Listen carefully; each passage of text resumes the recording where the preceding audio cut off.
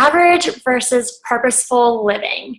This is a training brought to you by John Maxwell that I attended today, actually, and it just really got me thinking. And it's something that I just really wanted to share with my team. So this is a quote from him.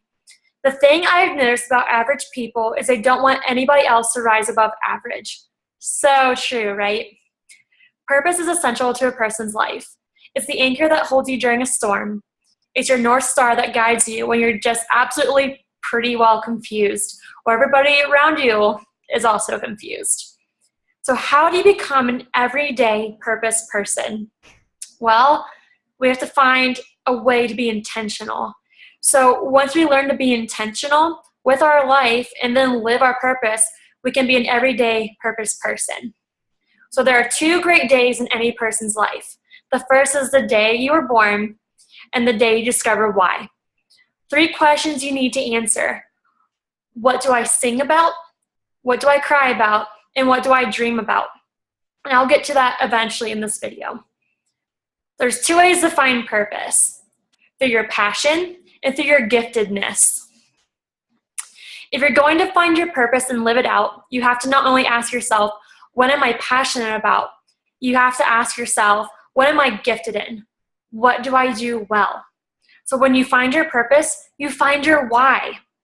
Some people look at things as they are and ask why, and some people look at some things as they could be and ask why not. When you find your why, you find your way. I know we talk about this all the time, but it's so true. Even John Maxwell thinks so. Your why gives you direction. This is your discipline. Purpose equals discipline, okay? Discipline is a result of having a reason to be disciplined. When you don't have a reason to be disciplined, if you're just being disciplined for discipline's sake, you're never going to achieve and do and stick with and complete and finish the task that's before you. So discipline is obviously very, very important when it comes to your purpose. You need to be able to fly, and here's why. Everything worthwhile is uphill. So this is how he explained it in his training today. You have this uphill climb, right? Usually what we do is we put our goal at the very top, and then we have to keep building on that goal, and then on that goal again, and then on that goal again. So it's like way up here, like so high. This is how I always thought. But what he said is that we really need to put our purpose at the top of the hill. Not our goal, but our purpose. It needs to be up at the top. And the way we get to our purpose at the very top of the hill is by our goals. So your purpose gives you the reason to go uphill. It's your why. It's why you're on this uphill climb in the first place. So that's why it needs to be at the very top of the hill. Your passion is the fuel.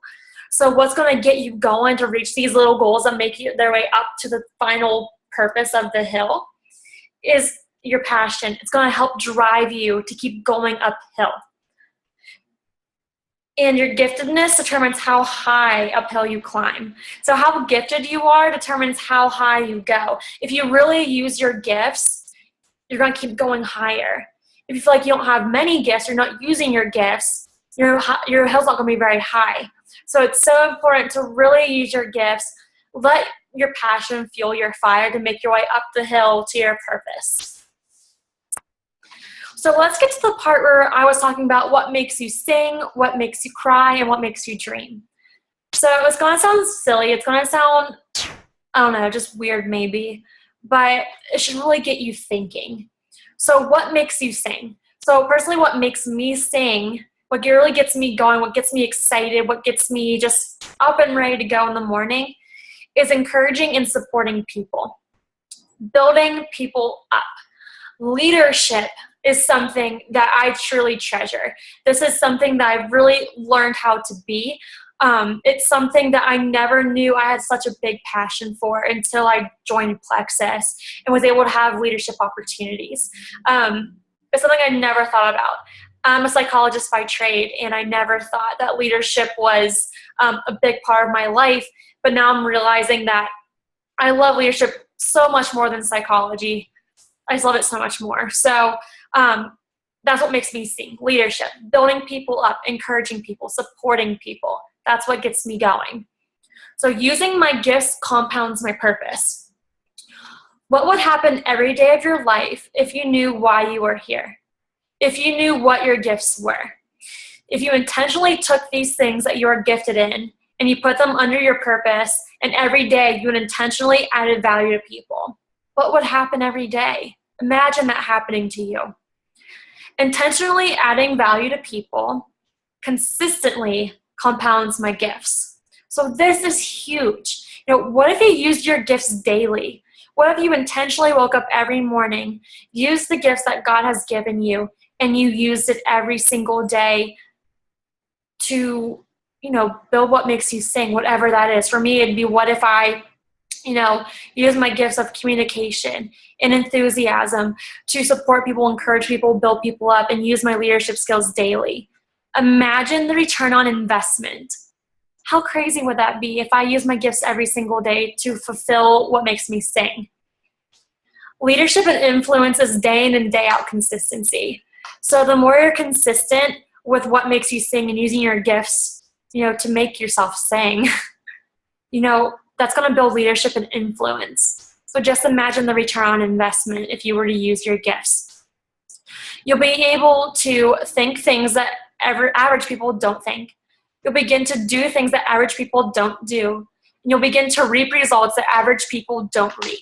You're going to have a more purposeful way of life instead of just being average. Just think about it. People think you only sing when you're receiving something, but the greatest singers are the ones who sing when they're preparing to give something. So with my example that I've been using with what makes me sing, preparing to do leadership gets me excited. It gets me going. So doing videos or preparing, taking notes to have videos to give to you guys gets me so excited. Learning from Diamond Ambassadors, watching trainings, that gets me so excited. So it's not just about receiving the fulfillment of, encouraging, supporting, building people up. It's preparing to do that. So preparing for coaching calls, that gets me so excited. So let's move on. So what makes you cry? What makes me cry is knowing that people don't believe in themselves, that people don't think they can make an impact. Seeing people stuck in life and not experience freedom, that's what makes me cry. That makes me so sad that people think so little of themselves, that they aren't worth the opportunity, that they're going to be stuck in this 9 to 5, or, they'll never just believe in themselves that they can do this, because anybody can do this. We know that. So it's seeing people who just don't believe in themselves or believe in their leadership potential that just makes me cry. It makes me upset. So there's a relationship between finding your purpose and finding your energy. So your purpose will energize you. Like I said earlier, this is what's going to get you out of bed in the morning, get you excited. Just remember, we don't have to do plexus. We get to do plexus. What a blessing. We get to do this. We have this opportunity. So just think about it that way. This should make you excited and energized. Everything worthwhile is uphill. So climb the hill with people who want to climb it with you. Link arms with the people who want to climb the hill with you. Not everybody will. Not everybody's going to see your vision. But that's okay. Don't expect everyone to just jump on board and see your vision, but link arms with the people that do. Run with them. These are your runners.